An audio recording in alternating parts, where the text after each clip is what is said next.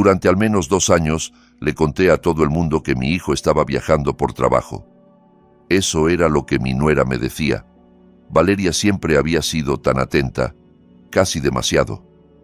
Pero un sábado por la mañana, en el mercado de agricultores del pueblo, un repartidor deslizó un paquete en mis manos y susurró: «¿Usted es el padre de Bruno Herrera?» Cuando asentí, miró a su alrededor con nerviosismo. «No puedo seguir guardando esto. Véalo usted solo». Conduje de vuelta a casa y lo abrí en la mesa de la cocina. Lo que encontré dentro hizo que todo me diera vueltas. Pero antes de contarte qué había en ese paquete, quiero que hagas algo por mí. Dime en los comentarios desde qué país estás viendo esta historia y qué hora es ahora mismo donde estás. El mercado de los sábados en Valleverde había sido mi ritual semanal durante décadas. Una de esas costumbres que se vuelven tan parte de ti que ya no las cuestionas. A mis 63 años, había aprendido a encontrar consuelo en esa rutina familiar. Elegir tomates en el puesto de doña Marta mientras ella me contaba los chismes del pueblo, hablar del clima con vecinos que me conocían desde que Rosa y yo compramos el rancho hacía 40 años, intercambiar saludos con los mismos rostros que habían envejecido junto al mío. El aire de octubre tenía ese frescor particular que me recordaba tiempos más sencillos, cuando Bruno era un niño que corría entre los puestos pidiendo dulces y Rosa me tomaba del brazo con esa sonrisa que iluminaba cualquier mañana gris. Ahora caminaba solo por esos pasillos de frutas y verduras, con el peso de la ausencia instalado en el pecho como una piedra que nunca terminaba de acomodarse. Me llamo Eduardo Herrera, y durante 3 años, 2 meses y 8 días exactos, estuve diciéndole a todos que mi hijo Bruno estaba triunfando en el extranjero con su carrera como consultor internacional. Dubái, Singapur, Tokio. Los nombres de esas ciudades exóticas rodaban por mi lengua con una facilidad que ahora me avergüenza. Su esposa, Valeria, lo explicaba con una naturalidad ensayada cada vez que alguien preguntaba por él en misa, en el supermercado, en las reuniones del club de lectura al que Rosa me había obligado a unirme años atrás. Hablaba de la vida moderna de los profesionales jóvenes, de las oportunidades que no se pueden rechazar, de videollamadas que nunca terminaban de concretarse porque Bruno siempre está en reuniones importantísimas. Lo decía con una sonrisa que nunca terminaba de llegar a sus ojos, aunque en aquel entonces yo no sabía leer esa señal. Quería creerle. Dios sabe que lo intenté con todas mis fuerzas, porque la alternativa era demasiado oscura para contemplarla. Aquella mañana de octubre, estaba examinando las últimas manzanas de la temporada cuando sentí que alguien me observaba. Era una sensación incómoda, como cuando caminas por un pasillo oscuro y sientes que hay algo detrás de ti. Me di la vuelta despacio, fingiendo que buscaba algo en mi lista de compras, y fue entonces cuando lo vi. Un hombre treintañero, con uniforme de empresa de mensajería, el rostro pálido como si hubiera visto un fantasma. Me miraba fijamente, pero cuando nuestros ojos se encontraron, apartó la vista con rapidez. Pasaron varios segundos tensos antes de que se acercara. Le temblaban las manos mientras me extendía un paquete envuelto en papel marrón, ordinario, del tipo que no llama la atención. «Don Herrera», dijo, y su voz sonó rasposa, como si tuviera la garganta seca. «¿Usted es el padre de Bruno Herrera?» No era una pregunta. «Sí», respondí, dejando la cesta de compras a un lado, sintiendo cómo el corazón me empezaba a latir más rápido, sin saber todavía por qué. «¿Nos conocemos? ¿Ha pasado algo con mi hijo?» «No, señor, no nos conocemos. Me llamo Damián Soto». Miró alrededor del mercado abarrotado como un venado que huele a los lobos en la distancia, evaluando cada rostro, cada movimiento. «He estado haciendo entregas para alguien y vi a su hijo y yo...» Bajó la voz hasta quedar casi en un susurro, tanto que tuve que inclinarme para escucharlo. «No puedo seguir con esto. La verdad importa, don Herrera. Pase lo que pase, la verdad importa».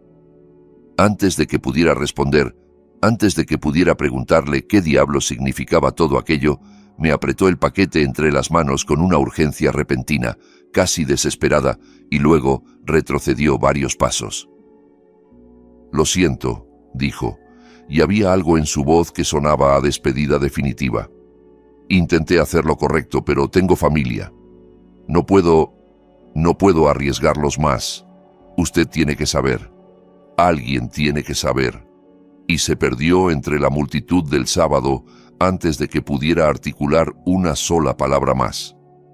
Me quedé plantado ahí, con el paquete en las manos, mientras la gente pasaba a mi alrededor comprando lechugas y zanahorias como si el mundo no acabara de inclinarse sobre su eje. Llegué hasta mi vieja camioneta Ford antes de darme cuenta de que me temblaban las manos tanto que apenas podía sostener las llaves. El paquete descansaba en el asiento del copiloto, papel marrón inocente que ocultaba lo que fuera que había llevado a un completo desconocido a buscarme con terror genuino en los ojos. Durante el camino de regreso, no encendí la radio. El silencio me pareció más apropiado. Conduje los 15 kilómetros hasta el rancho en piloto automático, la mente trabajando a 1000 revoluciones mientras mis manos seguían la ruta que conocían de memoria. ¿Qué podía ser tan importante? ¿Qué había visto ese hombre? ¿Por qué mencionaba a Bruno con ese tono de urgencia, como si mi hijo estuviera en peligro? Las preguntas se multiplicaban en mi cabeza como hormigas, pero no tenía ninguna respuesta. Solo ese paquete marrón que parecía latir con vida propia en el asiento de al lado. El rancho se levantaba al final de un largo camino de grava, rodeado por unas 30 hectáreas de tierra que habían pertenecido a mi familia durante 3 generaciones. Era el lugar donde Rosa y yo habíamos construido nuestra vida entera, donde nos casamos bajo el viejo roble del patio trasero, donde Bruno dio sus primeros pasos tambaleantes en el porche de madera, donde enterramos a nuestro perro Canelo junto al huerto y lloramos juntos sin vergüenza. Desde que Rosa murió 2 años atrás, llevándose consigo la luz que hacía habitable cada rincón, el silencio se había convertido en un peso físico que sentía en los huesos cada vez que cruzaba la puerta. Dejé el paquete sobre la mesa de la cocina, la misma mesa de roble macizo donde habíamos compartido incontables comidas en familia, donde Bruno había hecho sus tareas escolares y donde Rosa había amasado pan cada domingo durante 40 años. Mis dedos tardaron varios minutos en estabilizarse lo suficiente como para rasgar el papel. Dentro encontré 3 cosas: una memoria USB negra, una carta doblada en 3 partes y una fotografía que me detuvo el corazón en seco. En la foto aparecía Bruno, inconfundiblemente mi hijo a pesar de las mejillas hundidas, la barba descuidada y la mirada atormentada que nunca le había visto en toda su vida. Estaba de pie frente a una pared de hormigón gris, sosteniendo un periódico con ambas manos. La fecha del periódico se veía con claridad absoluta: 14 de abril de ese mismo año, apenas 6 meses atrás. Pero no fue solo el aspecto demacrado de Bruno lo que me heló la sangre hasta los huesos. Fue el entorno. Ese aire institucional del fondo, las paredes desnudas, la luz artificial que aplastaba cualquier sombra. La manera en que Bruno parecía posar a disgusto, con los hombros hundidos, como si alguien fuera de cámara lo estuviera obligando a sostener ese periódico. Aquello no era un viaje de negocios. No era Dubái con sus rascacielos relucientes, ni Singapur con sus jardines futuristas, ni Tokio con sus luces de neón. Era una habitación cerrada, un espacio de confinamiento, un lugar del que mi hijo no podía salir. La carta empezaba de forma sencilla, con letra apretada y nerviosa. Señor Herrera, mi nombre es Damián Soto. Trabajo para Mensajería Express y durante el último año he estado haciendo entregas regulares a una residencia privada a las afueras de la ciudad en nombre de su nuera, Valeria Cáceres. Volví a mirar la fotografía y luego la memoria USB, quieta sobre mi mesa de roble como si fuera un arma cargada esperando que alguien apretara el gatillo. Bruno estaba frente a una pared de hormigón con un periódico fechado 6 meses antes. No estaba en el extranjero conquistando el mundo de los negocios internacionales. Nunca había salido del Estado. Durante un largo momento que pudo haber sido 1 minuto o 1 hora, me limité a observar aquella foto, grabando cada detalle en mi memoria. Las ojeras profundas de mi hijo, el temblor apenas perceptible en sus manos, la forma en que sus ojos miraban directamente a la cámara con una mezcla de desesperación y resignación que me partió el alma. Luego, cuando mis manos por fin encontraron algo de firmeza, alcancé la memoria USB y busqué el viejo portátil de Rosa. Estaba en la esquina de la encimera, donde ella lo había dejado la última vez que revisó su correo electrónico. Me lo había regalado 3 años antes por mi cumpleaños, insistiendo con esa terquedad amorosa que la caracterizaba en que aprendiera a usar el correo electrónico para mantenerme en contacto con Bruno en el extranjero. La ironía de ese recuerdo no se me escapó mientras encendía el aparato e introducía la memoria. En la pantalla aparecieron 6 archivos de vídeo, cada uno etiquetado con fechas que abarcaban los últimos 14 meses. Mi dedo tembló sobre el touchpad antes de hacer clic en el primero. Lo que vi me dejó sin respiración. Mi propia cocina apareció ante mí, exactamente la misma en la que estaba sentado en ese preciso instante, filmada desde un ángulo elevado cerca del techo. La marca de tiempo indicaba un martes por la tarde de noviembre pasado, a las 3:47 de la tarde. Vi a Valeria entrar por la puerta trasera usando su propia llave, moviéndose con la confianza de alguien que sabe exactamente lo que busca. Fue directamente al armario del pasillo donde guardaba los documentos financieros más importantes: escrituras, testamentos, pólizas de seguro. La observé fotografiar página tras página con su teléfono, metódica y eficiente, sin perder un segundo. 4 minutos después, ya se había ido, dejando todo exactamente como lo había encontrado. Aquel día yo estaba en el club de lectura, discutiendo una novela que ya ni recuerdo. El segundo vídeo mostraba el estudio de Rosa, la habitación pequeña junto al dormitorio principal, donde mi esposa pasaba las tardes organizando papeles, escribiendo cartas, manteniendo el orden que era su forma de amar. Vi a Valeria hurgando entre las carpetas que Rosa había clasificado con etiquetas manuscritas, fotografiando declaraciones de impuestos de los últimos 10 años, escrituras de propiedades, documentos del fideicomiso familiar. Se movía con una precisión que revelaba práctica, como si hubiera hecho aquello docenas de veces. El tercer vídeo la captaba en el sótano, un espacio polvoriento donde guardábamos cajas de archivo que yo no había abierto desde que Rosa murió, porque simplemente no tenía fuerzas para enfrentarme a más recuerdos. Valeria no tenía ese problema. La vi revisar caja tras caja, fotografiando todo lo que encontraba, anotando algo en su teléfono cada pocos minutos. Cada vídeo revelaba el mismo patrón metódico, casi profesional.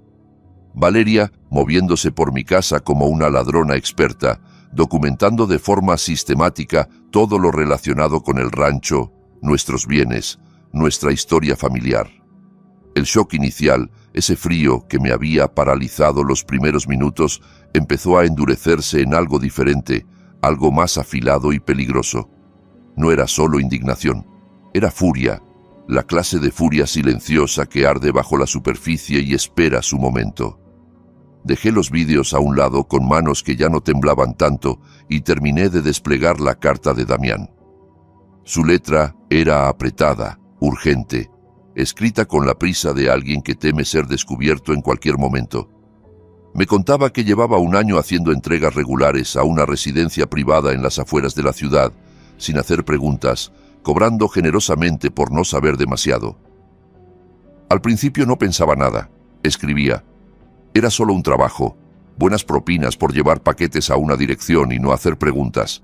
Pero hace 3 semanas, durante una entrega, lo vi. Estaba junto a una ventana en el 2º piso. Su hijo, don Herrera. Lo reconocí porque había visto su foto en un artículo viejo del periódico local, cuando ganó un premio de negocios.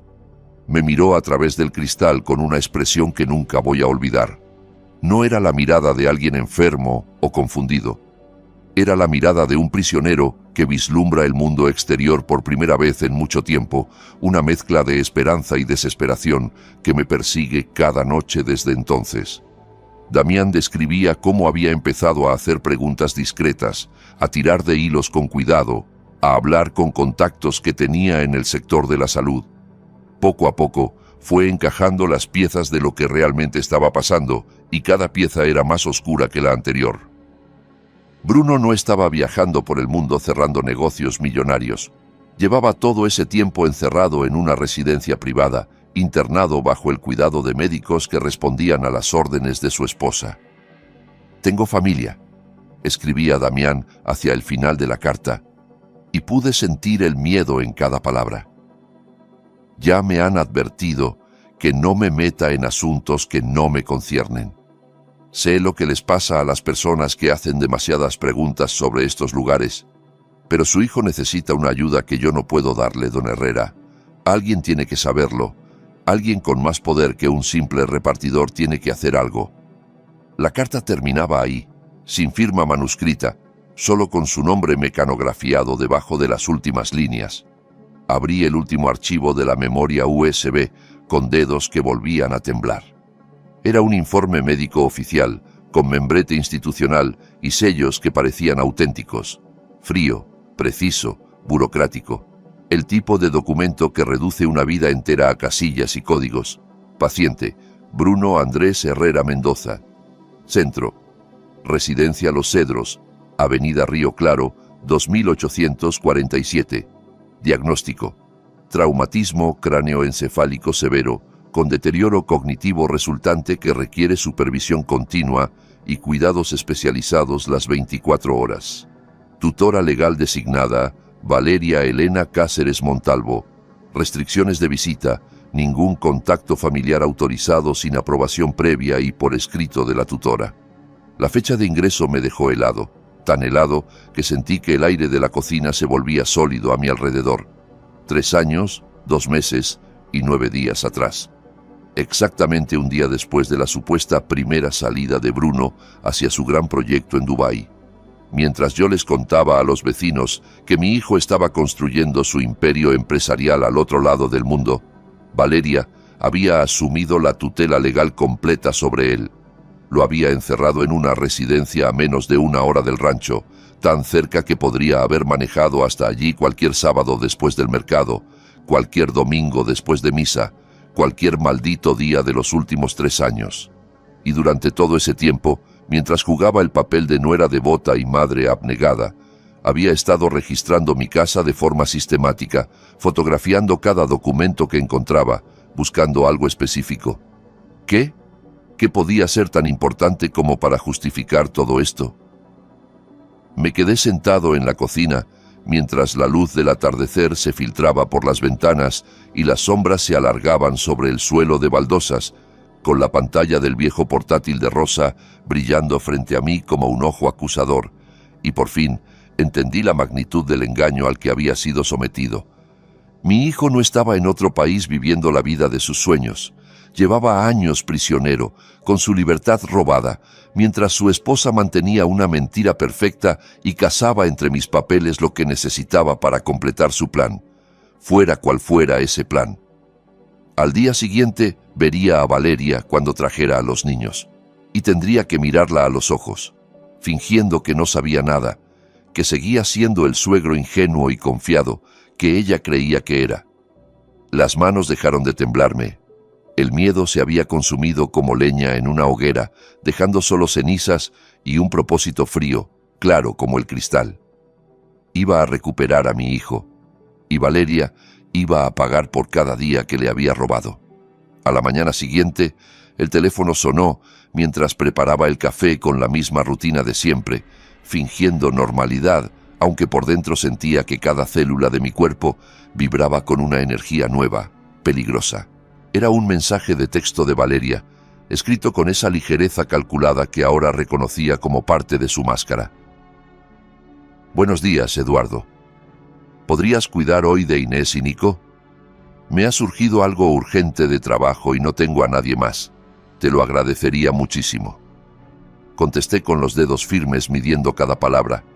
Claro, encantado de tenerlos. Los espero cuando quieras. Mantener la fachada era esencial. Cualquier cambio en mi comportamiento, cualquier señal de sospecha, podía alertarla. Y si ella sospechaba que yo sabía algo, ¿qué le impediría trasladar a Bruno a otro lugar, más lejos, más oculto? ¿Qué le impediría desaparecer con los niños y mi hijo? No podía arriesgarme. Todavía no. En menos de una hora, mis nietos entraron dando trompicones por la puerta principal, trayendo consigo ese caos alegre y ruidoso que solo los niños pueden generar.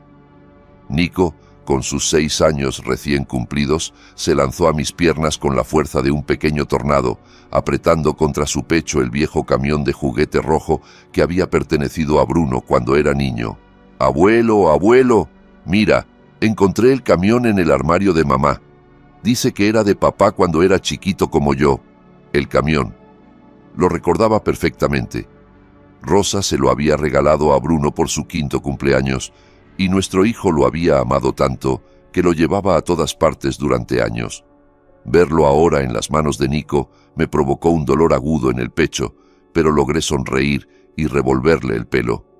Inés se quedó atrás, observándome desde la puerta con esos ojos oscuros que había heredado directamente de su padre. A sus 8 años, ya era demasiado perceptiva para su propia tranquilidad, demasiado consciente de las corrientes subterráneas que los adultos intentan ocultar. Me estudió el rostro durante varios segundos antes de entrar, como si buscara algo que no sabía nombrar.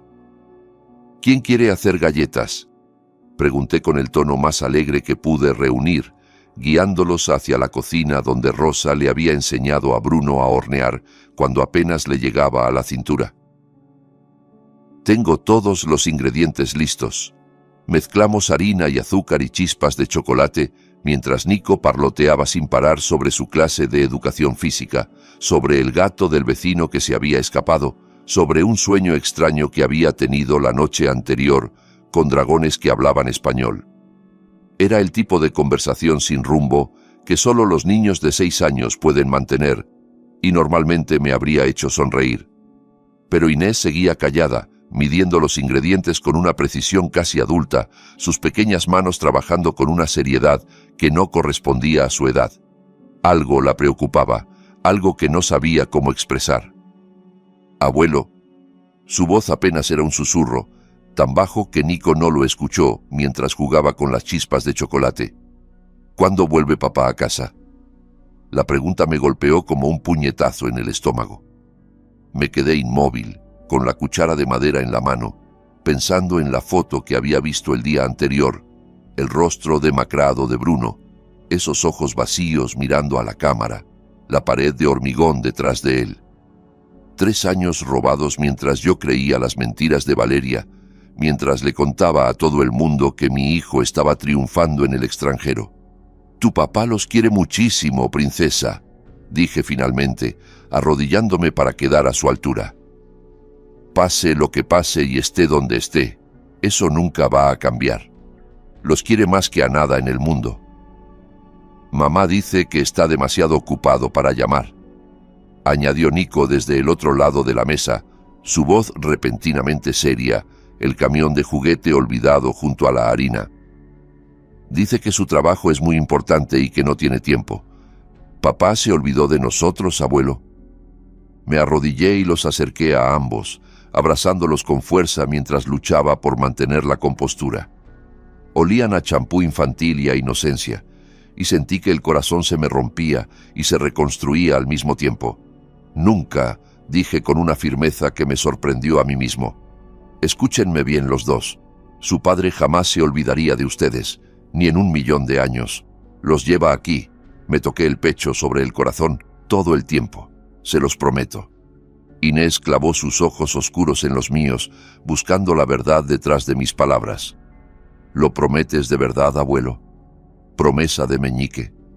La miré directamente, sintiendo que en ese momento no solo le hablaba a ella, sino también a Rosa, donde quiera que estuviera, y a Bruno, atrapado en esa residencia a menos de 1 hora de distancia. «Prometo que voy a averiguar qué está pasando con tu papá, y prometo que vamos a estar todos juntos otra vez. Pase lo que pase». Después de comer las galletas que habíamos horneado juntos, los niños salieron a jugar al patio trasero, mientras yo los miraba desde el porche, sentado en la mecedora que había sido de Rosa. El sol de la tarde bañaba los campos en una luz dorada, y por un momento pude imaginar que todo estaba bien, que Bruno aparecería en cualquier momento por el camino de grava, que Rosa saldría de la cocina con una jarra de limonada. Pero la realidad era otra, mucho más oscura. Nico corría entre la hierba alta con su camión de juguete, haciendo ruidos de motor con la boca, completamente absorto en su mundo de fantasía. Inés, en cambio, se había sentado bajo el viejo manzano que Rosa había plantado el año que nació Bruno, dibujando en su cuaderno con una concentración feroz. Cuando más tarde me mostró el dibujo, el corazón se me encogió en el pecho. Era nuestra familia, monigotes de palitos tomados de la mano bajo un sol amarillo. Estábamos todos, yo con mi sombrero, ella con sus coletas, Nico con su camión, incluso Rosa con alas de ángel flotando en una esquina, pero el monigote que había etiquetado como papá estaba aparte del grupo, separado por una línea oscura y gruesa que cruzaba la página de lado a lado. Era la forma en que una niña de 8 años expresaba lo que no podía poner en palabras. Su padre estaba lejos, inalcanzable, dividido del resto de la familia por algo que ella no entendía, pero sentía profundamente. Guardé ese dibujo en el bolsillo de mi camisa, prometiéndome en silencio que algún día esa línea desaparecería. Valeria llegó a recogerlos a las 6 de la tarde, perfectamente arreglada como siempre con sus vaqueros de marca y un suéter de cachemira que probablemente costaba más de lo que yo gastaba en ropa en un año entero. «Muchísimas gracias, Eduardo», dijo con esa sonrisa impecable que ahora me parecía la máscara de un depredador. «De verdad que no sé qué haría sin ti. Eres un ángel». «Cuando quieras», respondí, manteniendo la voz neutral. «Son buenos niños.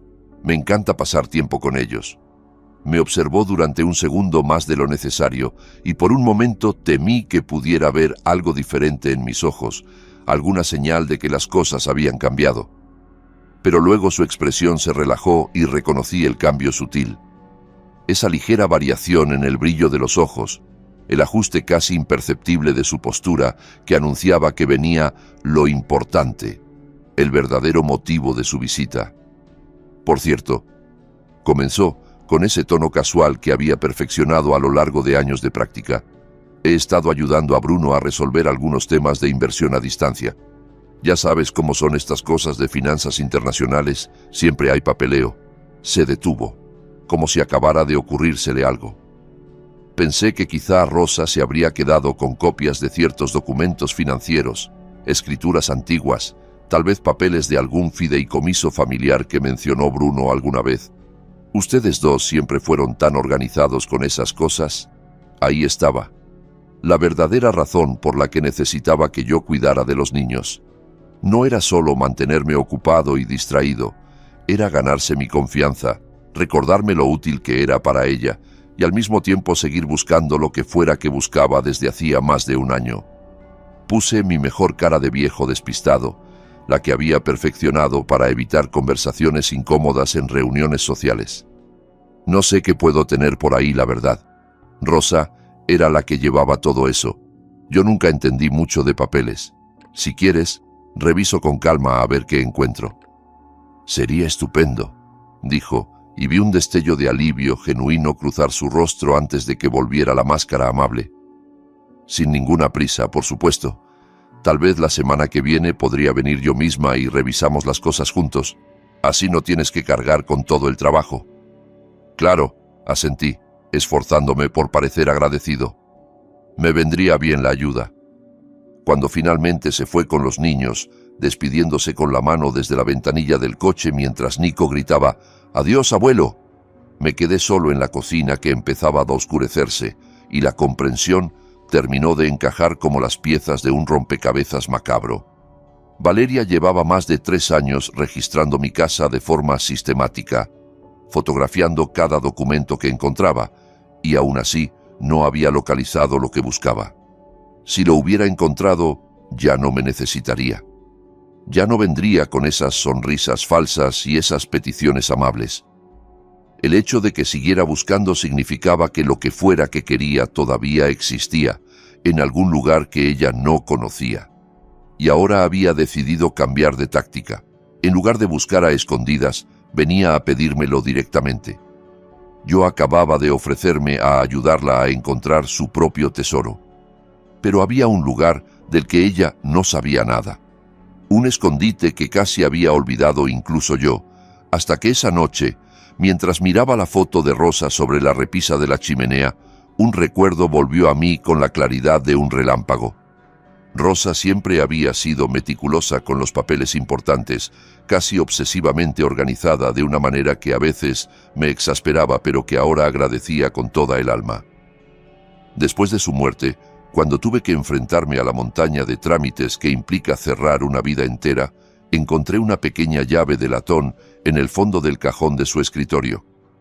Estaba envuelta en un pañuelo de seda, con una etiqueta escrita con su letra elegante: Banco Comunitario Valleverde, Caja de Seguridad 247. En aquel momento, la dejé a un lado. Estaba demasiado destrozado por el duelo, demasiado agotado por el peso de seguir viviendo sin ella, como para enfrentarme a más trámites burocráticos. La llave había permanecido en el mismo cajón durante 2 años, olvidada. Hasta ahora. A la mañana siguiente, me planté en el banco a las 9 en punto de la mañana, antes de que abriera la mayoría de los comercios del pueblo, con la pequeña llave de latón ardiendo en el bolsillo de mi chaqueta.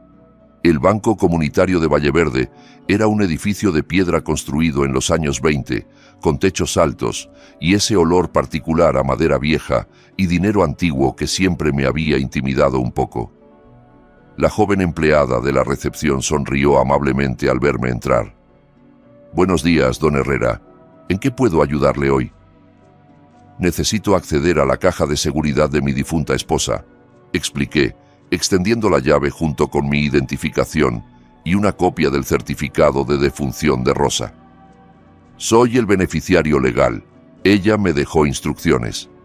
La empleada revisó los documentos con profesionalidad, tecleó algo en su ordenador y asintió con una sonrisa.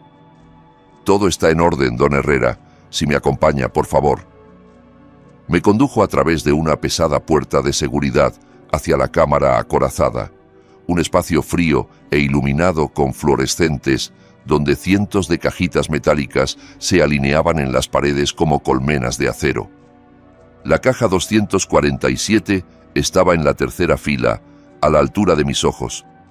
La empleada me dejó solo en una pequeña sala privada, con una mesa de metal y una silla, prometiendo volver en 15 minutos. La caja metálica salió de su compartimento con una suavidad mecánica que no coincidía en absoluto con el peso emocional que sentía al sujetarla entre mis manos. Aquello era lo último que Rosa había querido proteger, lo que había considerado tan importante como para guardarlo fuera de casa, lejos de ojos curiosos. Me senté, respiré hondo y abrí la tapa. Dentro encontré 3 cosas: un documento legal de varias páginas con el título Fideicomiso Familiar Herrera, confidencial, impreso en letras mayúsculas, un sobre cerrado con la frase «Para Eduardo, si estás leyendo esto, ya me fui», escrita con la letra de Rosa, y copias adicionales de escrituras, registros financieros y documentos bancarios. Las manos me temblaban otra vez mientras abría primero el sobre, incapaz de resistir el deseo de escuchar la voz de mi esposa una vez más, aunque fuera solo a través de sus palabras escritas.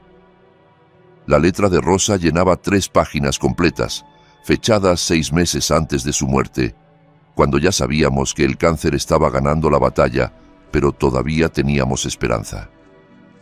«Mi querido Eduardo», comenzaba, «si estás leyendo esto, es porque ya no estoy a tu lado. Y ojalá que nunca hayas necesitado encontrar esta caja, que todo lo que temía no fueran más que los miedos irracionales de una mujer enferma. Pero he aprendido a confiar en mis instintos después de 60 años de vida, y lo que siento respecto a Valeria me preocupa profundamente desde hace mucho tiempo. He notado cosas, Eduardo. Pequeñas al principio, tan pequeñas que me sentía tonta por darles importancia. Mentiras sobre dónde ha estado cuando no coincidían los horarios. Dinero que aparecía y desaparecía sin explicación lógica. Cantidades que no cuadraban con el sueldo que decía tener. La forma en que mira a Bruno cuando cree que nadie la está observando. No con amor, mi amor. No con el cariño que debería tener una esposa, sino midiendo, calculando, como un contador que evalúa un activo. Las lágrimas comenzaron a rodar por mis mejillas mientras seguía leyendo, pero no me detuve. He creado este fideicomiso sin decírselo a nadie, excepto a Julián Robles. Ya sabes cuánto confío en él. Nos ha ayudado con todos los asuntos legales desde que compramos el rancho. El fideicomiso protege a Bruno y a los niños de cualquier eventualidad. Si algo le pasa a Bruno, si Valeria intenta controlar sus bienes, o los nuestros por cualquier medio, este documento lo impide legalmente. El rancho, la tierra, todo lo que hemos construido juntos queda en fideicomiso para Bruno y los nietos, administrado por ti mientras vivas y luego por un consejo independiente. Ella no recibe nada, ni un centavo, ni un metro cuadrado de tierra, nada. Sé que puede parecer cruel, Eduardo, y quizá me equivoque. Quizá Valeria sea exactamente lo que aparenta ser. Una buena esposa, una buena madre, una buena nuera. Pero si estás leyendo esto, es probable que mis sospechas tuvieran fundamento. Y si es así, necesitas saber que te dejé las herramientas para luchar. El final de la carta me destrozó y me reconstruyó al mismo tiempo. Lucha por nuestro hijo, Eduardo. No te quedes con las respuestas fáciles por más cómodas que sean. Cuestiona todo. Busca la verdad, aunque duela. Eres mucho más fuerte de lo que crees, mi amor. Siempre lo has sido, aunque nunca te hayas dado cuenta. Te he amado cada día de los últimos 42 años y te seguiré amando desde donde esté. Cuida de Bruno, cuida de los nietos y cuídate tú también, con todo mi amor, ahora y siempre, Rosa. Me quedé en aquella pequeña sala del banco durante no sé cuánto tiempo, con la carta de Rosa apretada contra el pecho, llorando como no había llorado desde el día de su funeral. Mi esposa lo había sabido. De alguna manera, con esa intuición casi sobrenatural que siempre había tenido para las personas, había presentido el peligro mucho antes que cualquiera de nosotros. Y desde más allá de la tumba, había intentado protegernos con la única arma que tenía: la ley, el papel, la verdad documentada. 20 minutos después, con los ojos todavía enrojecidos pero el corazón ardiendo con un propósito renovado, irrumpí en el despacho de Julián Robles en el centro de la ciudad. El edificio era antiguo pero elegante, con paredes forradas de libros legales y ese olor a cuero y café que siempre asociaba con los abogados serios. Julián era un hombre de 70 años, con el cabello completamente blanco y unos ojos grises que no se perdían nada. Había sido amigo de la familia durante más de 3 décadas, el padrino de bautizo de Bruno, el abogado que había redactado nuestro testamento y supervisado cada transacción importante del rancho. Levantó la vista de sus papeles cuando entré sin tocar, y la preocupación se le dibujó inmediatamente en el rostro arrugado al ver el mío. Eduardo, ¿qué ocurre? ¿Te encuentras bien? Parece que hubieras visto un fantasma. Sin decir una palabra, extendí sobre su escritorio de caoba todo lo que tenía: el paquete de Damián, los vídeos impresos en capturas de pantalla, el informe médico de los Cedros, el fideicomiso de Rosa, su carta. Julián observó cada documento con creciente alarma, mientras yo le contaba todo: la residencia privada, la tutela fraudulenta de Valeria, los 3 años de encierro de Bruno, los registros sistemáticos en mi casa. Hablé durante casi 1 hora sin parar, y con cada nueva pieza de información, la expresión de Julián se fue volviendo más sombría, más grave. Cuando finalmente terminé, se reclinó en su silla y se frotó los ojos con cansancio. Rosa vino a verme hace 3 años, dijo con voz pesada, justo después de que le dieran su diagnóstico terminal. Estaba preocupada por algo relacionado con Valeria, pero nunca quiso entrar en detalles. Decía que no tenía pruebas, solo sospechas, y que no quería parecer una suegra paranoica. Sacó un expediente grueso de un archivador cercano y lo colocó sobre la mesa. Pero insistió en crear este fideicomiso. Trabajamos en él durante semanas, perfeccionando cada cláusula, blindándolo contra cualquier posible impugnación. Es sólido, Eduardo. Tiene prioridad legal sobre cualquier otra disposición. Valeria no tiene acceso ni a tus bienes, ni a la herencia de Bruno, sin importar lo que intente. ¿Y si intenta impugnarlo en los tribunales?, pregunté. Tiene abogados. Tiene dinero que probablemente ha robado de las cuentas de Bruno. Puede intentarlo, respondió Julián con una firmeza tranquila. Pero no va a ganar. Rosa estaba en pleno uso de sus facultades mentales cuando creó este documento, y tengo los informes médicos de aquella época para probarlo. Además, siguió todos los protocolos legales al pie de la letra. Yo me encargué de eso personalmente. Hizo una pausa, eligiendo con cuidado sus siguientes palabras. Sin embargo, Eduardo, si lo que me cuentas es cierto, si Valeria obtuvo esa tutela mediante engaños y falsificación de documentos médicos, estamos hablando de delitos muy graves: fraude, secuestro, explotación financiera de una persona vulnerable, posiblemente incluso intento de homicidio, dependiendo de cómo ocurrió ese supuesto accidente que dejó a Bruno incapacitado. Dejó escapar un suspiro. Pero para llevar esto a los tribunales y ganar, necesitamos pruebas más sólidas que unos vídeos de vigilancia y el testimonio de un repartidor asustado.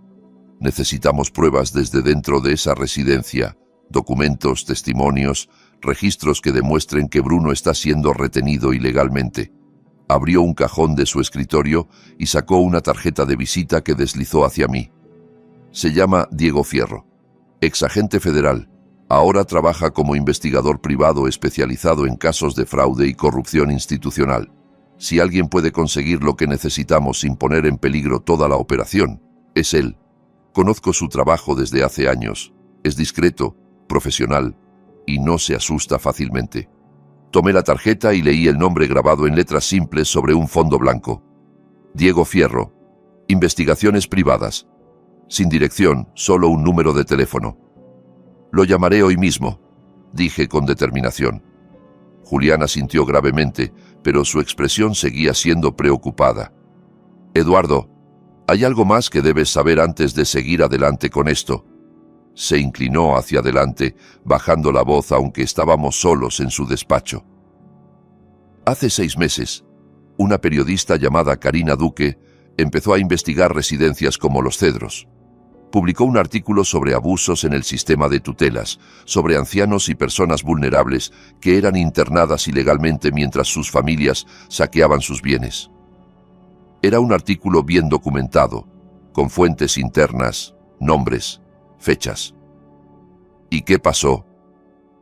El artículo desapareció de la edición digital del periódico en menos de 48 horas. Sin explicación, sin retractación, simplemente se esfumó como si nunca hubiera existido. Julián hizo una pausa. 2 semanas después, Karina murió en un accidente de tráfico en la autopista. Atropello con fuga. El caso sigue abierto, pero nadie ha sido acusado. La policía lo clasificó como conductor cansado que perdió el control. El peso de sus palabras se instaló en mi pecho como una piedra. ¿Estás diciendo que la mataron? Estoy diciendo que esta gente, quien quiera que esté detrás de operaciones como Los Cedros, no juega limpio.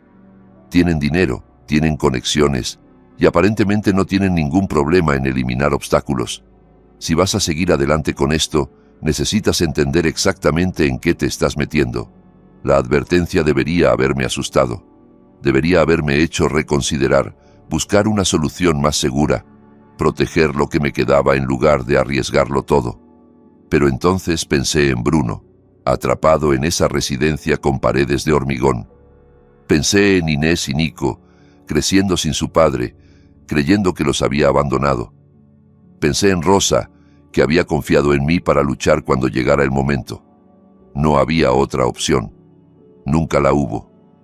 Esa misma noche, Diego Fierro apareció en el rancho después del anochecer, moviéndose con la economía de movimientos de alguien acostumbrado a vivir en estado de alerta permanente. Era un hombre de unos 50 años, con el pelo canoso cortado muy corto y unos ojos oscuros que parecían registrar cada detalle de su entorno sin esfuerzo aparente. Antes de llamar a la puerta, lo vi por la ventana rodeando la casa con un pequeño aparato electrónico en la mano, escaneando paredes y ventanas en busca de señales de micrófonos o cámaras ocultas. Cuando por fin golpeó, Lo primero que dijo fue: «No he encontrado nada, pero eso no significa que no lo haya. Asuma que todo lo que diga en esta casa puede ser escuchado y actúe en consecuencia».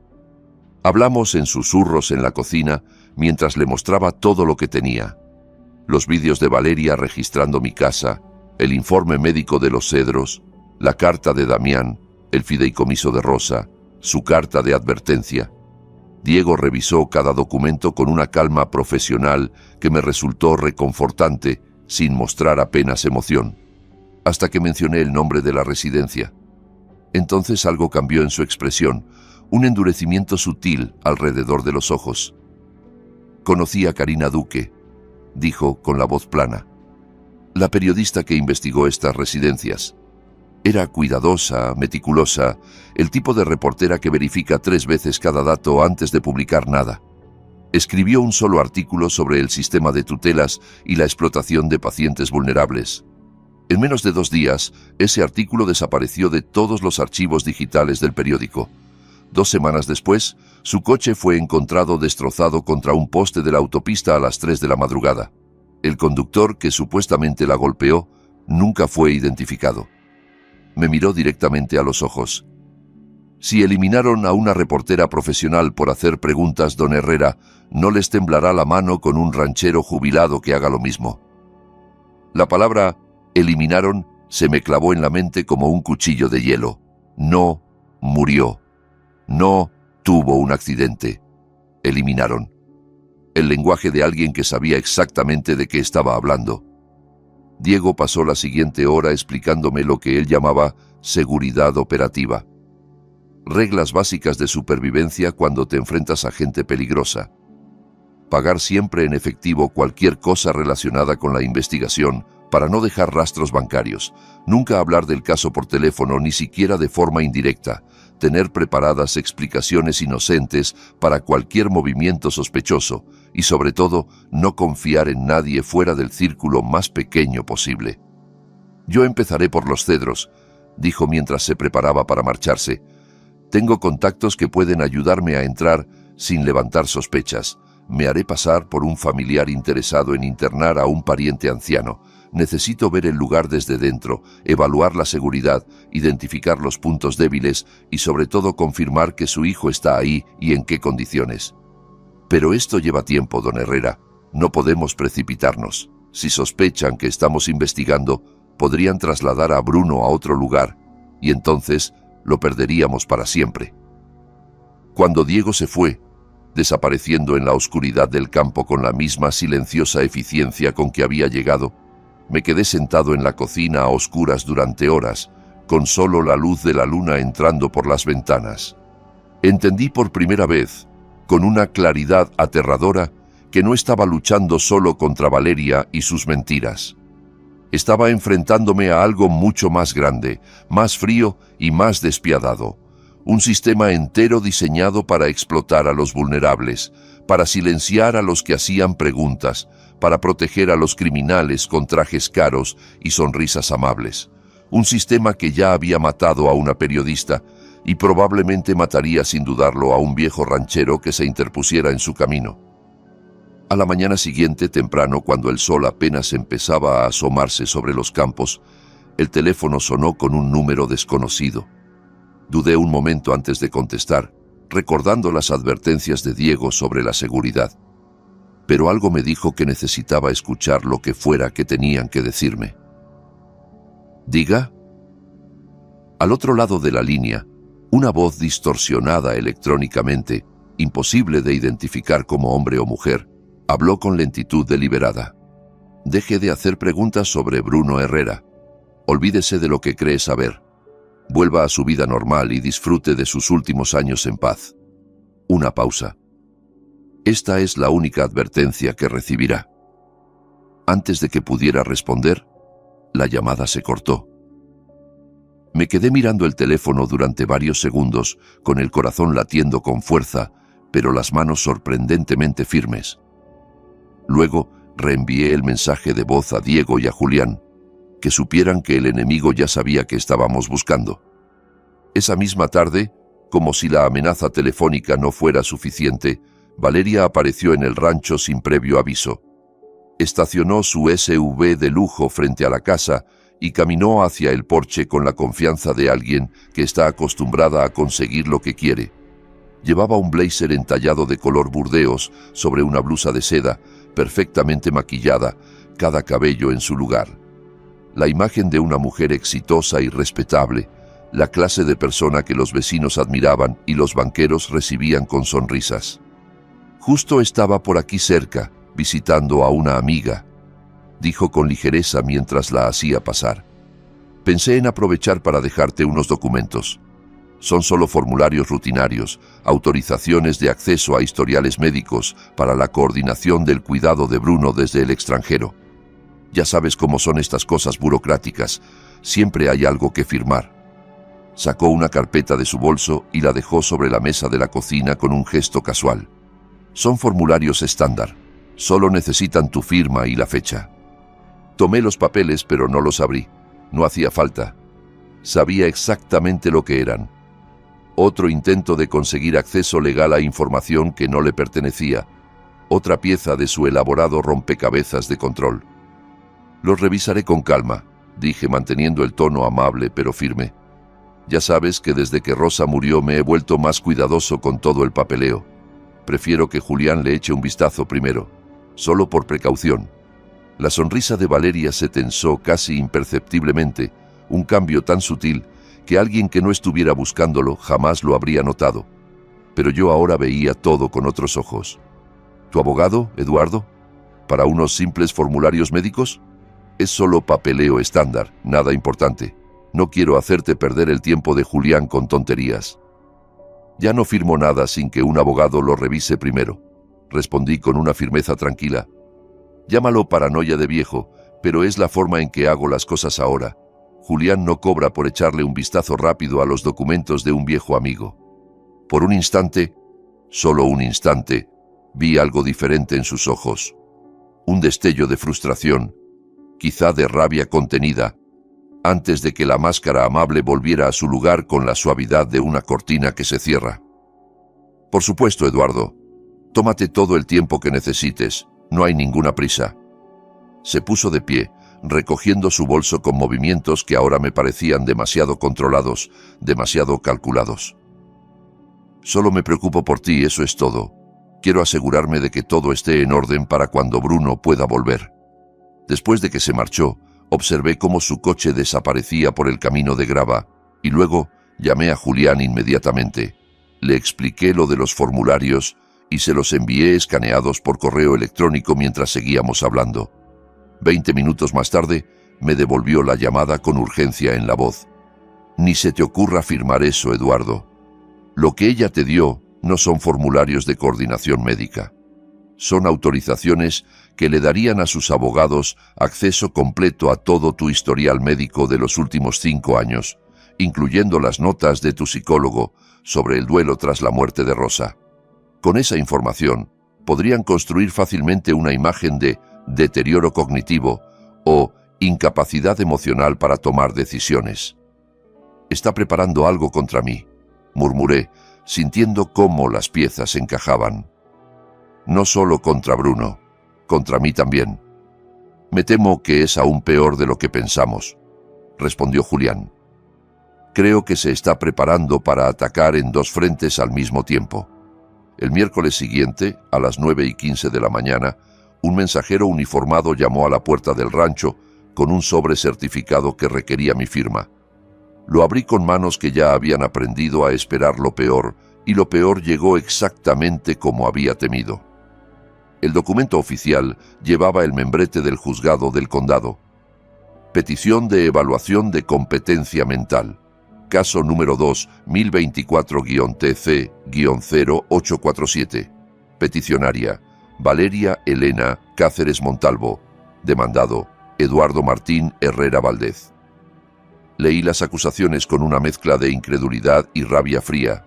Valeria solicitaba que el tribunal me declarara legalmente incapaz de gestionar mis propios asuntos debido a olvidos frecuentes documentados, citas médicas perdidas, acusaciones paranoicas infundadas contra miembros de la familia y confusión repetida sobre fechas y acontecimientos recientes. Adjuntaba como evidencia declaraciones juradas de la doctora Silvia Cruz, mi médica de cabecera, mencionando que yo había estado distraído y desorientado durante varias consultas recientes y que el duelo prolongado por la muerte de Rosa podría estar afectando significativamente mi capacidad de juicio. También incluía testimonios de vecinos anónimos que supuestamente me habían visto hablando solo y olvidando nombres de personas conocidas. La audiencia estaba programada para dentro de exactamente 3 semanas. Si Valeria ganaba, se convertiría en mi tutora legal, con control total sobre el rancho, mis finanzas, mi capacidad de tomar cualquier decisión. Me convertiría exactamente en lo que ella ya había hecho de Bruno, un prisionero bajo su tutela absoluta, impotente para luchar mientras ella desmantelaba todo lo que Rosa y yo habíamos construido en 40 años de matrimonio. Llamé a Julián antes de que terminara de leer la última página. Lo sé, dijo antes de que pudiera hablar. Me acaban de notificar. Es una ofensiva coordinada, Eduardo. Está atacando en todos los frentes simultáneamente, intentando abrumarnos antes de que podamos organizar una defensa. Su voz sonaba tensa pero determinada. Necesitamos pruebas sólidas e irrefutables de que la tutela de Bruno es fraudulenta y las necesitamos antes de esa audiencia. Si podemos demostrar que Valeria cometió fraude con Bruno, su credibilidad se destruye y la petición contra ti se cae por su propio peso. Pero tenemos exactamente 21 días para conseguirlo. Los días que siguieron se convirtieron en una mezcla agotadora de preparación y miedo constante. Diego trabajaba día y noche, infiltrándose en los círculos de los cedros, haciendo contactos, buscando a alguien dispuesto a hablar. Julián preparaba la defensa legal, anticipando cada posible argumento de la otra parte.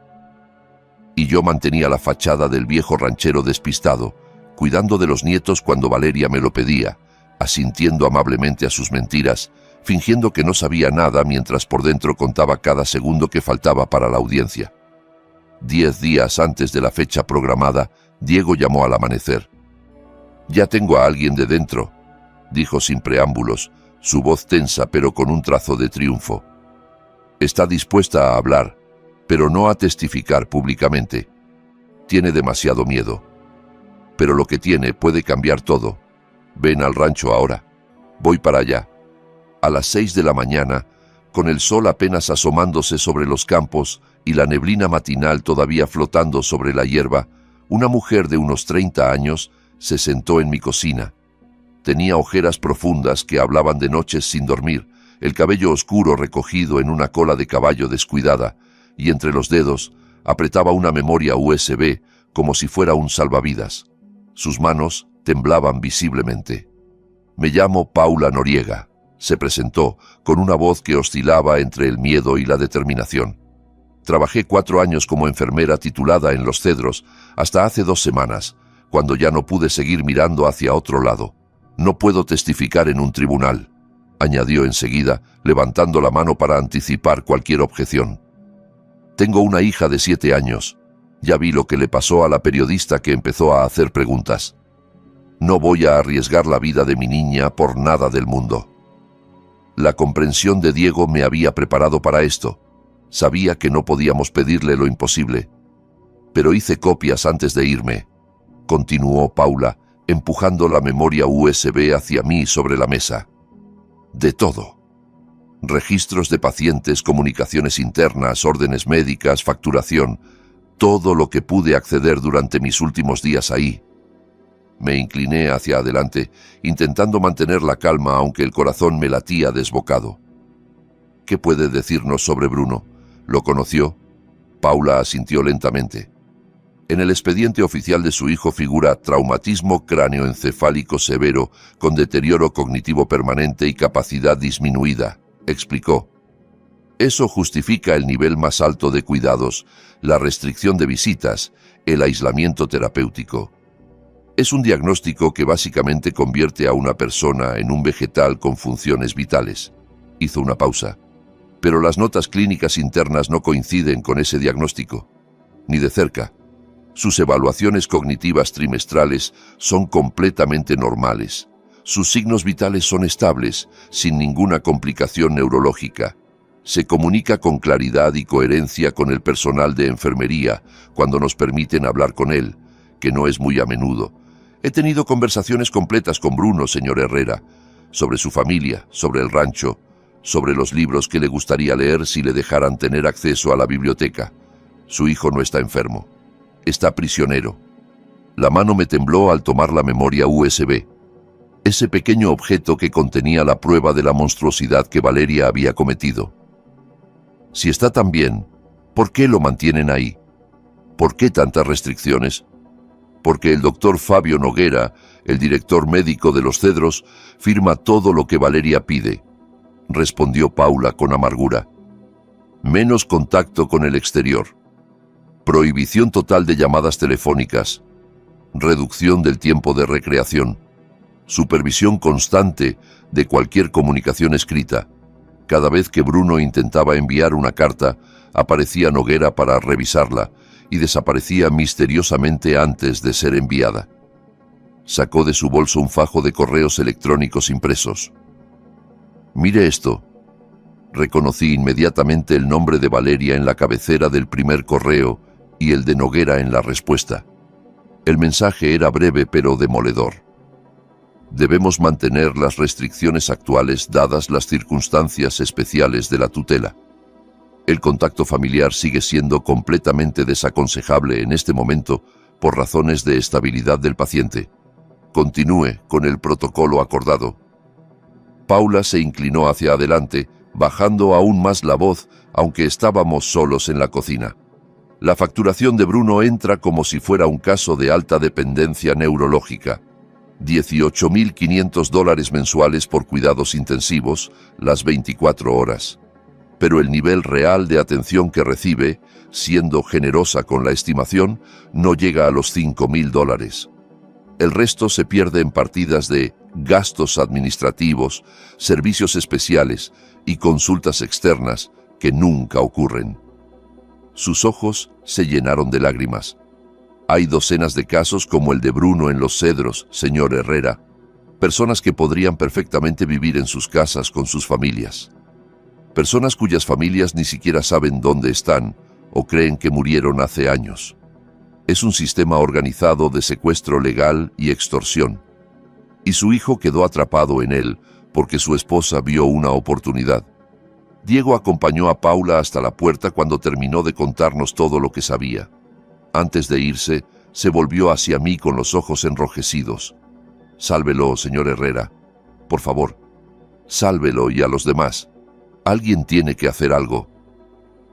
Cuando regresó, Diego dejó sobre la mesa otro fajo de documentos. Fotografías tomadas con teleobjetivo durante incursiones nocturnas alrededor del perímetro de Los Cedros, planos del edificio obtenidos de registros municipales, horarios detallados de los turnos del personal de seguridad.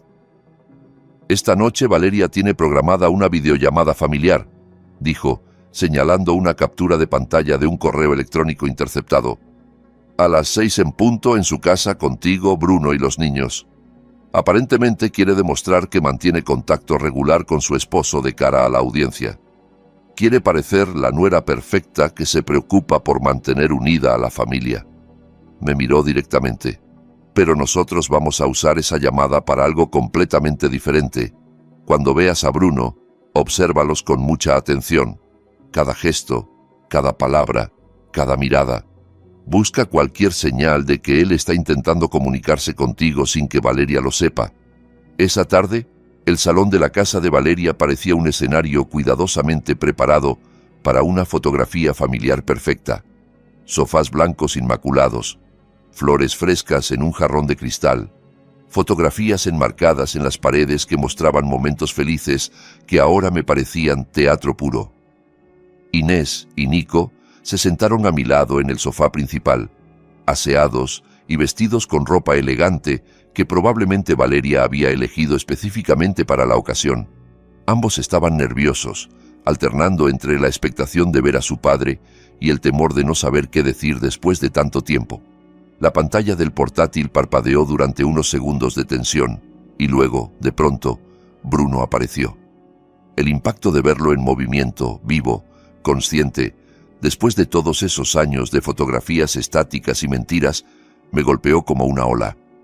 Se veía más delgado que en la foto de Damián, con ojeras más profundas y los pómulos marcados bajo una piel pálida que hacía mucho que no veía el sol. Pero sus ojos, Dios mío, sus ojos estaban claros, brillantes, presentes. «Hola, papá», dijo, y su voz sonó ronca por la falta de uso, pero absolutamente firme, la voz de alguien que sabe exactamente quién es y dónde está. «Hola, mis amores, los extraño mucho».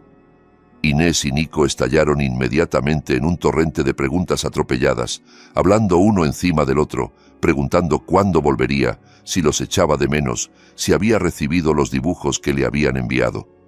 Bruno sonrió, y aunque la sonrisa estaba teñida de tristeza, era genuina. Les preguntó por el colegio con interés real, por los animales del rancho, por lo que habían aprendido a hacer desde la última vez que hablaron. Cada respuesta fue coherente, apropiada, presente. No había confusión ni desconexión. No había señales del daño cerebral severo que supuestamente lo incapacitaba. Entonces, cruzó la mirada conmigo por encima de las cabezas de los niños y vi algo que me dejó sin aliento. Un parpadeo deliberado, lento y repetido 3 veces. Un ligero golpecito de sus dedos contra su pecho, justo sobre el corazón. Un gesto que había compartido con Rosa cuando eran novios y querían decirse «te quiero», sin palabras, delante de otras personas. Y luego una microexpresión, tan breve que habría sido invisible para cualquiera que no la estuviera buscando, que decía con claridad absoluta «estoy aquí, estoy consciente, necesito que me veas de verdad». Valeria rondaba al fondo del encuadre durante toda la llamada, supervisando cada palabra, cada gesto, lista para intervenir si algo se salía del guión que había preparado. Bruno lo sabía. Por eso mantuvo la voz ligera y superficial para los niños, hablando de cosas sin importancia, pero sin apartar nunca los ojos de los míos cuando podía hacerlo sin que ella lo notara. Cuando la llamada terminó 20 minutos después, me quedé sentado en el sofá de la casa de Valeria, mientras los niños corrían a lavarse las manos para la cena, y la certeza cristalizó en mi pecho como hielo. Mi hijo no estaba enfermo. Nunca lo había estado. Estaba atrapado, sí. Prisionero, absolutamente. Pero su mente estaba intacta, su voluntad seguía viva, y acababa de decirme todo lo que necesitaba saber, sin pronunciar una sola palabra comprometedora. Esa misma noche, después de volver al rancho, Julián llamó con una noticia que me dejó helado. «Eduardo, tengo que contarte algo. Damián Soto, el hombre que te entregó el paquete en el mercado, ha muerto». «¿Qué? ¿Cómo?» «Accidente de tráfico hace 3 días. Coche único implicado, carretera comarcal poco transitada, a las 2 de la madrugada. Perdió el control del vehículo y chocó contra un árbol. La policía lo está clasificando como cansancio al volante o posible quedarse dormido. No hay testigos, no hay cámaras, no hay evidencia de otro vehículo involucrado». La voz de Julián estaba cargada de significado. 3 días después de entregarte ese paquete, Eduardo. No necesitaba que me dijera lo que ambos sabíamos. No fue casualidad, no fue un accidente. Damián había pagado con su vida por hacer lo correcto, por elegir la verdad cuando hubiera sido más fácil mirar hacia otro lado. La mañana de la audiencia amaneció fría y gris, con nubes bajas que cubrían el cielo como una manta de plomo. Me desperté antes del alba, después de una noche de sueño fragmentado y sueños inquietos en los que Rosa me hablaba desde algún lugar lejano que no podía ver. Me vestí con mi mejor traje, el mismo que había usado en su funeral, y conduje hacia la ciudad grande solo, saliendo del rancho cuando el sol era apenas una línea rosada en el horizonte. El viaje de 1 hora se me hizo eterno y brevísimo al mismo tiempo. El Palacio de Justicia del condado se alzaba entre edificios de oficinas como un monumento a la solemnidad del sistema legal, columnas de piedra caliza, escalinatas amplias, banderas ondeando en astas de bronce. Dentro, el edificio olía a madera vieja, a tinta de documentos y a siglos de decisiones que habían cambiado vidas. La sala del tribunal, con sus paneles de madera oscura y sus bancos de roble pulido, estaba claramente diseñada para intimidar. Techos de más de 6 metros, ventanales altos que dejaban entrar una luz blanca e inclemente, el estrado de la jueza elevado como un altar desde donde se administraba justicia. Valeria ya estaba sentada al otro lado del pasillo central cuando llegué, flanqueada por 3 abogados que consultaban documentos en voz baja. Su letrada principal, Beatriz Torralba, era una mujer de unos 40 años con el cabello negro recogido en un moño severo y un traje gris oscuro tan caro y afilado como su reputación. Valeria vestía un conjunto de azul marino conservador, sin joyas ostentosas, con una expresión cuidadosamente compuesta de preocupación genuina y pesar necesario. La nuera abnegada, obligada a tomar decisiones difíciles por el bien de toda la familia, me dieron ganas de vomitar. A las 9 en punto exactas, el alguacil pidió que todos nos pusiéramos en pie para recibir a la jueza Graciela Molina. Era una mujer de poco más de 60 años, con el cabello canoso recogido en un moño práctico y unos ojos grises que escanearon la sala con la precisión de alguien que ha visto de todo y no se deja impresionar fácilmente. Su reputación la precedía en los círculos legales, absolutamente justa, meticulosamente preparada y completamente alérgica a los juegos, las manipulaciones y las tácticas dilatorias. Si alguien intentaba tomarle el pelo, lo pagaba caro. Beatriz Torralba abrió la sesión con un tono de compasión ensayada que probablemente había practicado frente al espejo. Señoría, estamos aquí hoy por una preocupación genuina y seria sobre el evidente deterioro de la capacidad mental de don Eduardo Herrera. En los últimos meses, este hombre, que sin duda fue alguna vez un ciudadano respetable y capaz, ha mostrado signos alarmantes de declive cognitivo. Enumeró las supuestas evidencias una por una, como cuentas de un rosario de mentiras. Olvidos frecuentes durante citas médicas rutinarias. Ausencias inexplicables a compromisos sociales previamente acordados.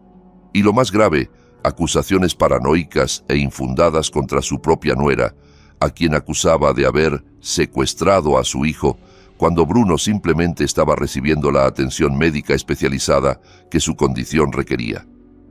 Afirma que su hijo, que recibe tratamiento por un traumatismo cráneoencefálico severo en una residencia especializada, está siendo retenido ilegalmente. Asegura que su cariñosa nuera, que ha sacrificado años de su vida cuidando de los nietos mientras coordina el cuidado de su esposo, ha entrado repetidamente en su casa para robar documentos. Estas no son las palabras de un hombre en pleno uso de sus facultades mentales, señoría. Son los síntomas de un deterioro cognitivo que requiere intervención profesional inmediata. Presentó como evidencia las notas de la doctora Silvia Cruz, cuidadosamente seleccionadas para mostrar solo los momentos en que yo había parecido distraído o confundido durante las consultas, ignorando convenientemente las docenas de visitas en las que estaba perfectamente lúcido. Presentó declaraciones de vecinos anónimos que supuestamente me habían visto comportarme de forma errática. Presentó un análisis psicológico encargado por ella misma que sugería deterioro cognitivo progresivo consistente con duelo patológico no resuelto. Cada palabra era como una pequeña puñalada, la verdad retorcida hasta quedar irreconocible. Cuando finalmente terminó y llegó el turno de Julián, mi viejo amigo se levantó de su asiento con una calma que contrastaba enormemente con la agresividad teatral de la otra parte. «Señoría», comenzó, su voz grave resonando en la sala, «don Eduardo Herrera no es un anciano confundido que necesita protección de sí mismo. Es un hombre que ha destapado una trama criminal de proporciones considerables, y la señora Cáceres está intentando silenciarlo exactamente de la misma manera en que ya silenció a su propio esposo». Beatriz se levantó como impulsada por un resorte. «Protesto, señoría. Eso es una acusación difamatoria sin fundamento alguno». La jueza Molina levantó una mano sin apartar los ojos de Julián. «Voy a admitir la línea de argumentación. Quiero ver a dónde lleva. Continúe, licenciado Robles. Julián asintió y se dirigió hacia la mesa donde Diego había preparado el equipo. Conectó su portátil a la pantalla grande de la sala con una parsimonia que me calmó los nervios. Sabía lo que venía. Lo habíamos ensayado docenas de veces. Pero verlo desplegarse en vivo, frente a la jueza, frente a Valeria, era completamente diferente. Señoría, lo que voy a mostrar son grabaciones de seguridad obtenidas del sistema de vigilancia instalado en la propiedad de don Eduardo Herrera. El sistema fue instalado por la difunta esposa de mi cliente hace 4 años, antes de su fallecimiento, precisamente porque tenía sospechas sobre el comportamiento de su nuera. El primer vídeo llenó la pantalla de la sala. Marca de fecha, noviembre del año anterior. La cocina de mi rancho apareció en alta definición, perfectamente reconocible. Y entonces Valeria entró por la puerta trasera usando su propia llave, moviéndose con la confianza de alguien que sabe exactamente lo que busca. La vi dirigirse sin titubear al armario del pasillo donde guardaba los documentos financieros más importantes. La vi abrir cajones, fotografiar páginas con su teléfono, rebuscar entre carpetas con una familiaridad absoluta. 4 minutos y 37 segundos después, se fue, dejando todo exactamente como lo había encontrado. Hubo murmullos en toda la sala. Vi a varios de los espectadores intercambiar miradas de incredulidad. Un segundo vídeo, otra fecha, el mismo patrón metódico. Un tercero, un cuarto, un quinto, un sexto. 6 grabaciones a lo largo de 14 meses, cada una mostrando a Valeria moviéndose por diferentes partes de mi casa como una profesional, documentando sistemáticamente todo lo relacionado con nuestros bienes familiares. El color desapareció completamente del rostro de Valeria. Por primera vez desde que la conocía, la vi perder el control de su expresión durante varios segundos antes de recuperar la compostura. Beatriz se apresuró a reaccionar. Señoría, la señora Cáceres tiene llave de esa casa y permiso implícito para entrar. Es miembro de la familia. Solo estaba verificando el bienestar de su suegro anciano, asegurándose de que todo estuviera en orden. Las visitas de bienestar no consisten en fotografiar documentos financieros confidenciales ni en revisar archivos privados, respondió Julián sin perder un segundo. Esto fue una intrusión calculada y sistemática para localizar algo muy específico. Se volvió hacia la jueza con una intensidad controlada. Y eso nos lleva al verdadero propósito de esta audiencia, señoría. La verdad es que Bruno Herrera, el hijo de mi cliente, no está incapacitado. La tutela que la señora Cáceres obtuvo hace 3 años se basó en documentación fraudulenta y diagnósticos médicos falsos. Tenemos pruebas documentales, obtenidas de fuentes internas de la residencia Los Cedros, que demuestran que Bruno Herrera está completamente lúcido y ha estado intentando contactar con su familia durante meses sin éxito. Solicitamos formalmente que Bruno Herrera sea trasladado a este tribunal de inmediato para someterse a una evaluación psiquiátrica independiente por parte de un profesional designado por este juzgado. Beatriz prácticamente saltó de su silla. Protesto enérgicamente, señoría. Esa solicitud es completamente improcedente, ajena al objeto de esta audiencia. Bruno Herrera sufre un daño cerebral severo documentado por profesionales médicos certificados. Sacarlo de su entorno terapéutico podría provocarle un trauma irreparable y empeorar significativamente su condición. Esta es una táctica dilatoria diseñada para desviar la atención del verdadero problema, la incapacidad del demandado. La maza de la jueza Molina golpeó la madera con autoridad. Señora Torralba, si el señor Herrera está tan deteriorado como usted y su cliente afirman, una evaluación independiente lo confirmará de manera definitiva. Si no lo está, tenemos un problema extraordinariamente grave con esa tutela que este tribunal tiene la obligación de investigar. Miró al alguacil. Ordeno que Bruno Andrés Herrera sea trasladado de inmediato desde la residencia Los Cedros a este edificio para ser evaluado por un psiquiatra forense designado por el tribunal. Suspendemos esta sesión hasta las 2 de la tarde en punto. La maza resonó en la sala como un trueno. Durante un segundo que pareció durar una eternidad, la máscara de Valeria se quebró por completo. Vi pánico real en sus ojos, el terror de un depredador que de repente se encuentra atrapado. Se inclinó hacia sus abogados y empezó a susurrar con ferocidad, gesticulando con las manos, probablemente exigiendo que hicieran algo, cualquier cosa, para detener lo que estaba a punto de suceder. Pero ya era demasiado tarde. En menos de 2 horas, mi hijo cruzaría la puerta de esa sala de tribunal, y la verdad, por fin, tendría cuerpo y voz. A las 2 de la tarde exactas, las puertas de la sala se abrieron con un crujido que pareció resonar hasta los huesos. 2 enfermeros empujaron a Bruno en una silla de ruedas que claramente no necesitaba, un último vestigio del teatro que Valeria había mantenido durante 3 años. Mi hijo levantó la vista mientras entraba, y sus ojos me encontraron instantáneamente entre toda la gente de la sala. Ardían con reconocimiento, con amor, con una esperanza feroz que había sobrevivido a 3 años de encierro y mentiras. Estaba delgado, más delgado de lo que nunca lo había visto, con los pómulos marcados y sombras profundas bajo los ojos, pero estaba presente, consciente, vivo. No había visto a mi hijo en persona desde hacía 3 años, 2 meses y 8 días. El hombre en esa silla de ruedas no era el fantasma decrépito que Valeria había descrito durante todos esos años. Estaba atrapado, sí, debilitado físicamente, sin duda, pero absolutamente presente, con una claridad en la mirada que ningún daño cerebral severo podría explicar. La jueza Molina asintió al alguacil. Que pase el doctor Álvaro Roca. El psiquiatra forense subió al estrado con la serenidad de alguien que se mueve en el terreno firme de los hechos objetivos. Era un hombre de unos 50 años, con gafas redondas y una barba gris perfectamente recortada, y llevaba un informe grueso en las manos. Señoría, comenzó, he completado mi evaluación del señor Bruno Andrés Herrera según el protocolo estándar del tribunal, incluyendo pruebas cognitivas, evaluación de capacidad de toma de decisiones y análisis de estado mental general. Mis conclusiones son absolutamente claras y definitivas.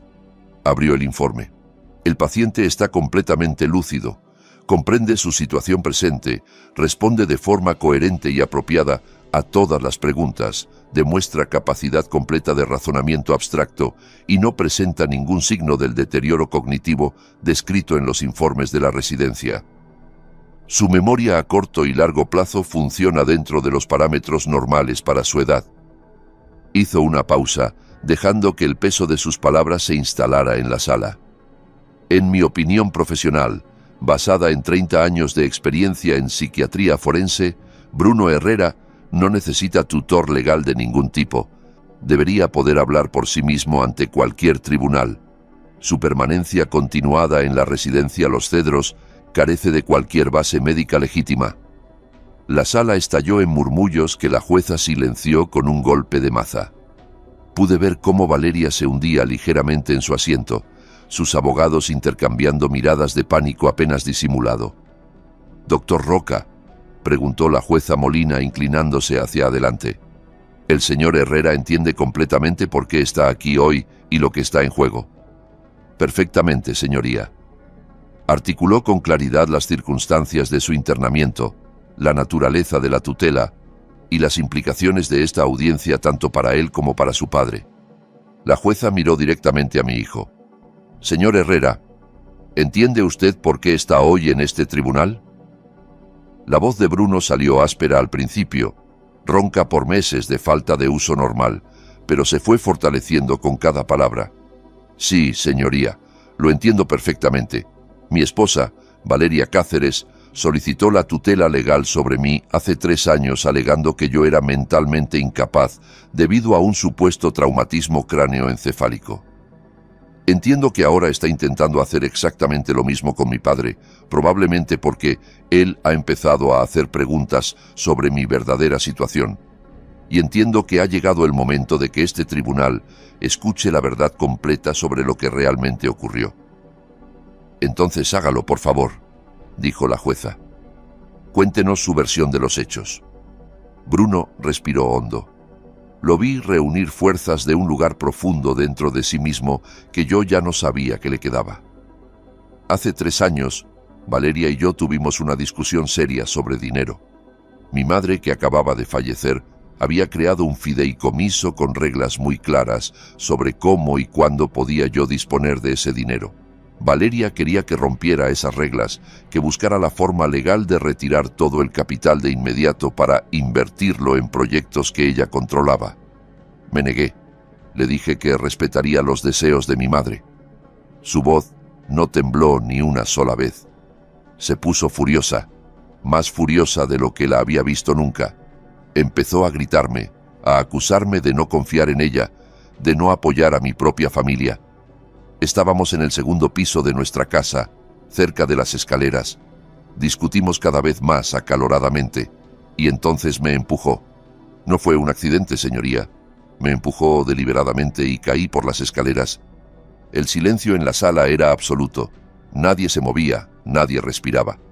Me desperté en el hospital 3 días después con un golpe en la cabeza, confundido sobre lo que había pasado. Cuando por fin recuperé la claridad mental, descubrí que Valeria ya había conseguido la tutela legal completa sobre mí. Les había dicho a los médicos que yo tenía delirios, que era violento, que había intentado agredirla antes de caer accidentalmente.